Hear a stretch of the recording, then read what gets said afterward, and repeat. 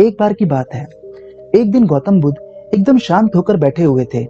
उन्हें इस अवस्था में देखकर सभी शिष्यों को चिंता होने लगी। शिष्यों ने सोचा कि शायद तथागत का स्वास्थ्य ठीक नहीं है। तभी एक शिष्य ने उनसे पूछा कि आज आप मौन क्यों हो प्रभु? क्या हमसे कोई गलती हो गई? एक अन्य शिष्य ने पूछा कि क्या आपका स्वास्थ्य ठीक नहीं है? शिष्यों की बात सुनने के बाद भी बुद्ध मौन बैठे थे।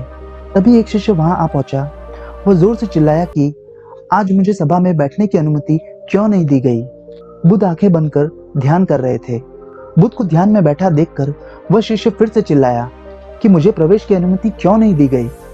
एक शिष्य ने बुद्ध से कहा कि कृपा कर उसे भी सभा में आने दीजिए प्रभु। बुद्ध ने आंखें खोली और बोले, नहीं, वह अछूत है, उसे आज्ञा नहीं दी जा सकती। यह सुनकर सारे शिष्य आश्चर्य में पड़ गए कि बुद्ध यह छुआछूत में कब से विश्वास रखने लगे। बुद्ध ने कहा कि आज वह अपनी पत्नी से लड़कर आया है। क्रोध से जीवन की शांति भंग होती है। क्रोधी व्यक्ति मानसिक हिंसा करता है और इसी क्रोध के कारण हम शारीरिक हिंसा भी करते हैं। क्रोध करने वाला व्यक्ति अछूत होता है क्योंकि उसकी विचार तरंगे दूसरों को भी प्रभावित करती हैं। अब उस शिष्य को खुद के व्यवहार पर पछतावा होने लगा।